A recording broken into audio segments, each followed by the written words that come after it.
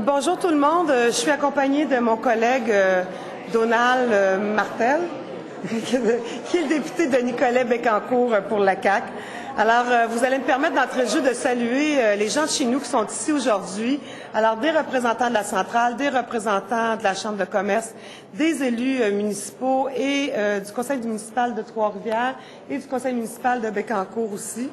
Écoutez, d'entrée de jeu, ce que je veux vous dire, c'est que c'est vraiment, ça vient confirmer notre inquiétude, ce qu'on a vu ce matin.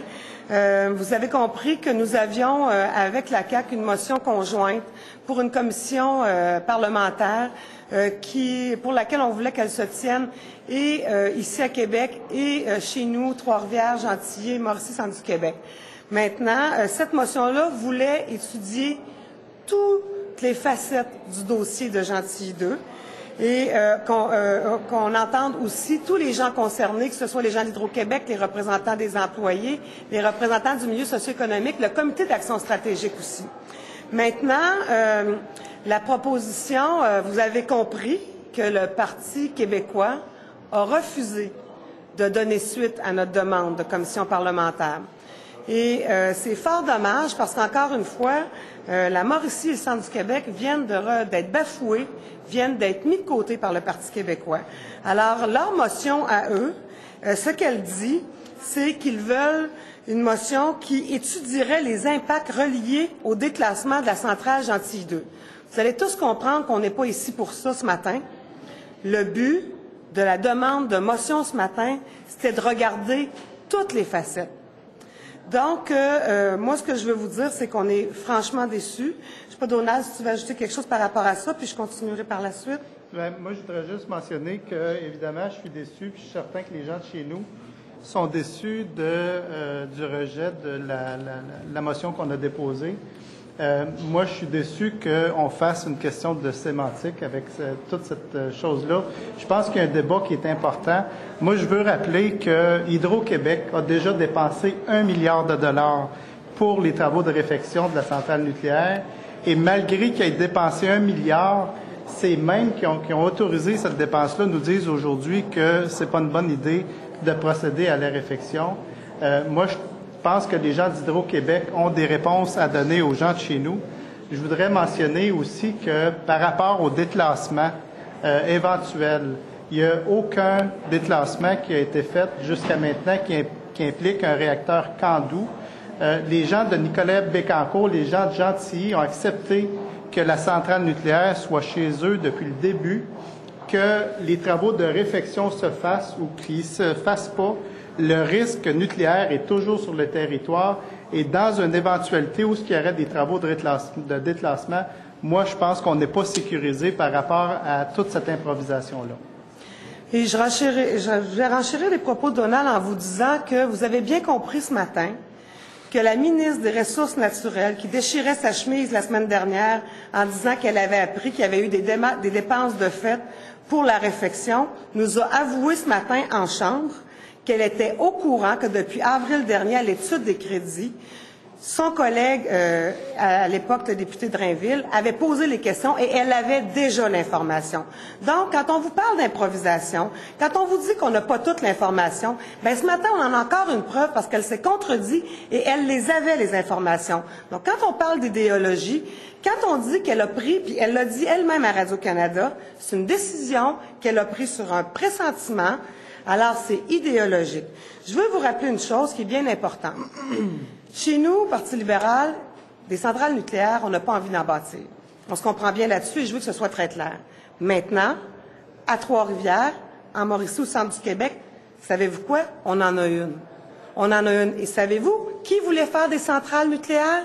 C'est l'ancien ministre Parizeau qui voulait en construire des dizaines, faire fleurir le long du fleuve Saint-Laurent des centrales nucléaires. C'est pas ce qu'on veut. Mais la réalité, puis je pense que Donald vient d'en donner un très bon portrait. La réalité, c'est que à Nicolet-Bécancour, à Gentilly, il y a une centrale nucléaire. 60% des gens qui sont là qui travaillent là, habitent chez nous, dans le comté de Trois-Rivières. Alors, c'est certain qu'on ne peut pas laisser tomber nos gens. Écoutez, ce qui est important, je le rappelle, on a dit 800 emplois, 2400 emplois indirects, 130 millions de retombées économiques annuelles. Alors, c'est des milliers de familles qui sont touchées. N'oubliez pas une chose, Hydro-Québec, présentement, n'est pas en développement. Sur les 800 emplois concernés, il y en a une centaine qui sont des emplois surnuméraires qui resteront chez nous. Il y en a une centaine qui sont des emplois spécialisés en nucléaire qui vont devoir quitter le Québec. Il y en a 600 autres qui vont s'étailler et qui vont devoir prendre la procédure d'aller, ce qu'on appelle le bumping, pour aller prendre la place de d'autres à Chibougamau, à Bécomo, ailleurs dans le réseau d'Hydro-Québec. Savez-vous ce que ça veut dire, ça? Ça veut dire que chez nous, en plus de perdre les 800 emplois, les emplois de ces conjoints-là, qui vont quitter la région, au bout du compte, le Québec va se retrouver avec moins 600 emplois. Alors, c'est une réalité qui n'est pas négligeable. Évidemment, des milliers de gens ont marché. Il y a des gens qui signent des pétitions actuellement. Et ce qu'on comprend, c'est que la première ministre et ni sa ministre sont à l'écoute des gens de chez nous.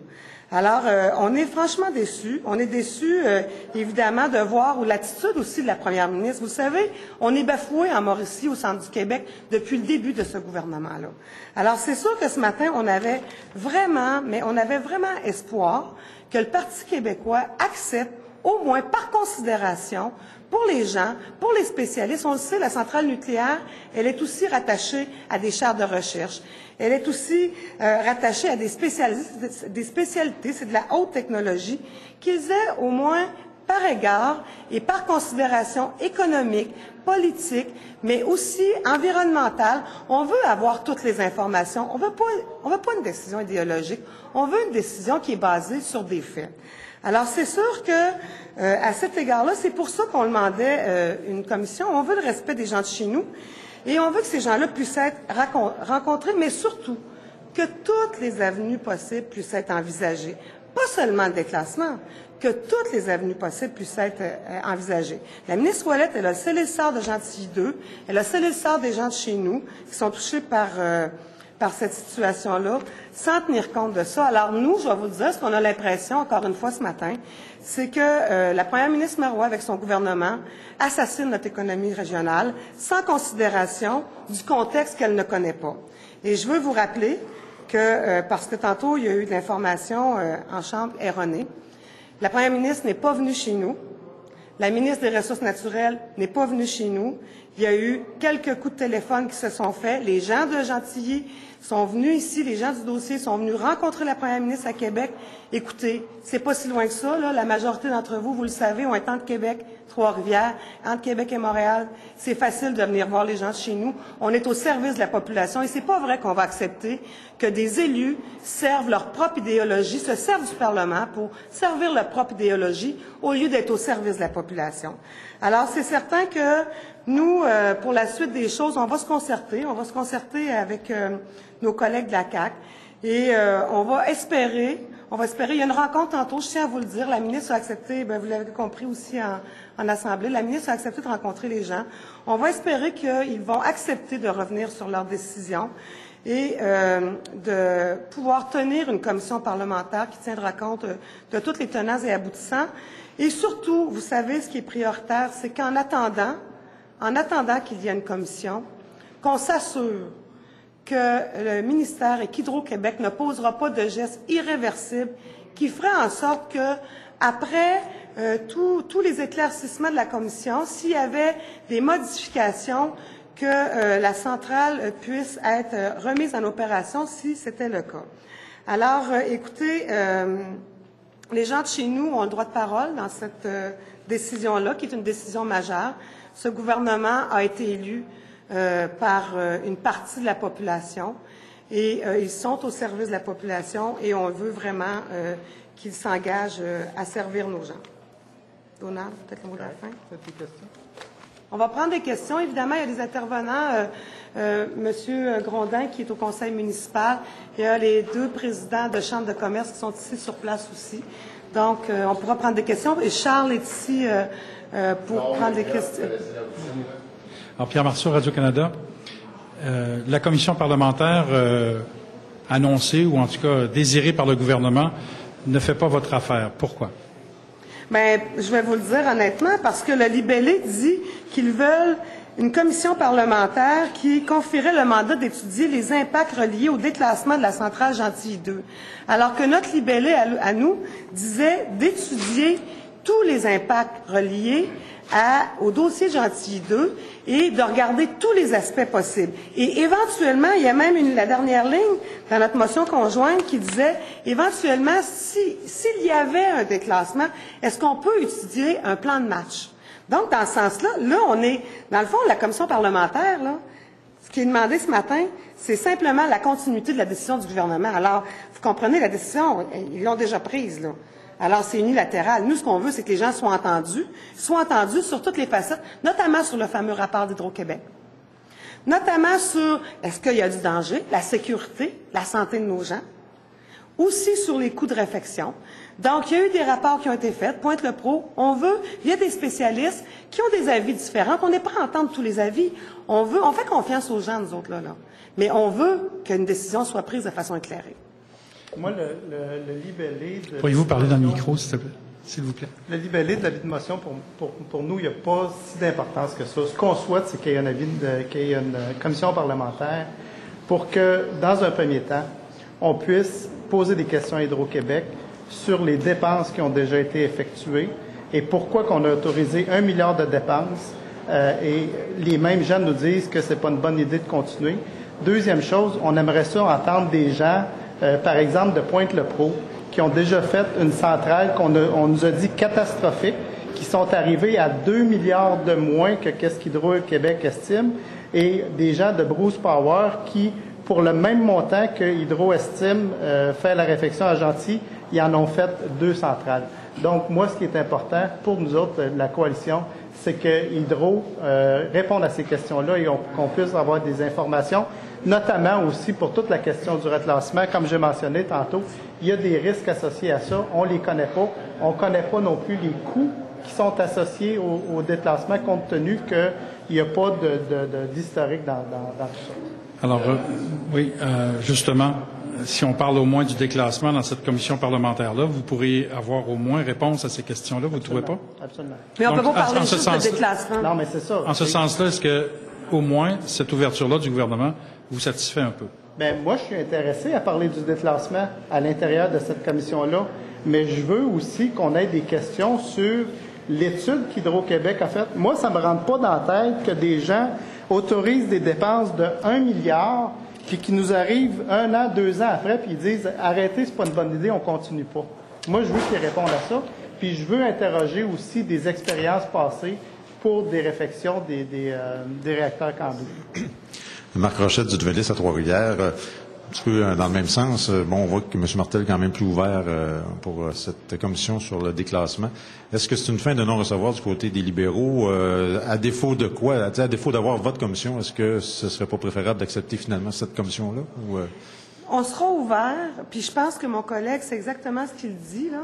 On est ouvert à une commission qui va parler, oui, de déclassement, mais oui, de toutes les autres pistes de solutions. Puis d'ailleurs, dans le libellé de notre motion, je ne l'ai pas sous les yeux présentement, mais le libellé de notre motion disait s'il y avait un éventuel déclassement, on veut être capable de regarder c'est quoi le plan qui va avec ça. Donc, on en a parlé dans notre motion. Mais ce qu'on dit, c'est pas vrai qu'il n'y a qu'un scénario radical. Il y a possiblement plusieurs scénarios. Étudions-les et prenons la meilleure décision possible pour les gens de chez nous. Et pour l'économie. Là, est-ce que vous risquez pas de tout perdre, dans le fond, de ne pas avoir de commission du tout? Ben, écoutez, nous, on garde bon espoir. Vous savez, d'abord, le gouvernement a quand même fait plusieurs changements de décision depuis quelques semaines. Alors, on garde encore espoir qu'ils puissent réfléchir à tout ça ce matin, voir les impacts que ça a sur notre communauté et qu'ils en viennent à une proposition qui permettra d'étudier tout ça, de regarder tout ça, une proposition commune. Et je pense que, vous savez, je continue d'avoir confiance. Sincèrement, je continue d'avoir confiance. J'étais surprise ce matin, mais je continue d'avoir confiance que, idéalement, on va trouver un terrain d'entente. Écoutez, c'est pour nos gens. Ça se peut pas que le gouvernement soit si insensible que ça à ce qui se passe en Mauricie et au centre du Québec. Je crois pas à ça. C'est pas vrai. Des élus qui sont mis à faire ces poteaux comme nous autres. J'ai bien de la misère avec ça. Si je faisais partie de ce gouvernement-là, moi, je serais incapable de vivre avec une situation où les gens d'Hydro-Québec fournissent pas des informations à la population de la région de Nicolet-Bécancour et de Trois-Rivières. Moi, je pense qu'on est dans une démocratie. On veut vivre dans toute la transparence possible. C'est impossible qu'on aille tout droit dans cette décision-là sans décréter une commission parlementaire. Régis Caron du Journal de Québec, vous ne croyez manifestement pas le rapport d'Hydro-Québec qui conclut à la non-rentabilité de la centrale Gentilly 2. Est-ce qu'on se retrouve devant un virage politique pris par Hydro-Québec sous l'influence d'un gouvernement qui est contre le nucléaire, alors que dans le gouvernement précédent, le gouvernement Hydro-Québec suivait la position du gouvernement en place qui était pour? Est-ce qu'Hydro-Québec doit suivre les orientations du gouvernement? Moi, je doute pas du rapport d'Hydro-Québec. J'ai juste des questions par rapport à son contenu. J'aimerais ça savoir, dans un premier temps, pourquoi ils ont déjà autorisé des dépenses de 1 milliard, mais j'aimerais ça aussi questionner des gens de Pointe-le-Pro pour dire comment vous avez fait pour arriver à un coût de réfection à 2,5 milliards alors qu'on nous dit que c'était la catastrophe. Hydro-Québec arrive avec 2 milliards de plus. J'aimerais ça qu'on questionne aussi les gens de Bruce Power qui ont réussi à faire 2 réfections pour à peu près le montant estimé par Hydro-Québec. Je compléterai en vous disant qu'il faut aussi entendre les gens de la Commission canadienne de sûreté nucléaire pour qu'on puisse parler de santé et de sécurité aussi pour les gens de chez nous. Le rapport d'Hydro-Québec, vous n'y croyez pas du tout? C'est pas ce qu'on dit. On dit juste qu'on questionne. On veut voir parce que effectivement, dans les coûts qu'ils ont élaborés, il y a des endroits où on peut avoir l'impression que c'est les pires scénarios qui ont été envisagés. Alors, il faut être capable de voir ce qui s'est fait ailleurs, avec comment eux ils ont produit leur rapport pour faire un certain équilibre là-dedans et s'assurer qu'on sera dans le scénario qui convient exactement pour Gentilly. Et après, on prendra une décision. Moi, j'aimerais ça demander à Thierry Vandal pourquoi il a autorisé 1 milliard de dépenses. Puis qu'il nous arrive avec un rapport après les élections qui nous dit, bien, finalement, c'est pas une bonne idée, on ne devrait pas continuer. Ce gars-là, le président d'Hydro-Québec, a des comptes à rendre à la population. Pour moi, c'est inacceptable d'autoriser des dépenses de 1 milliard. On ne parle pas là, de peanuts, là. Merci. Merci. Merci.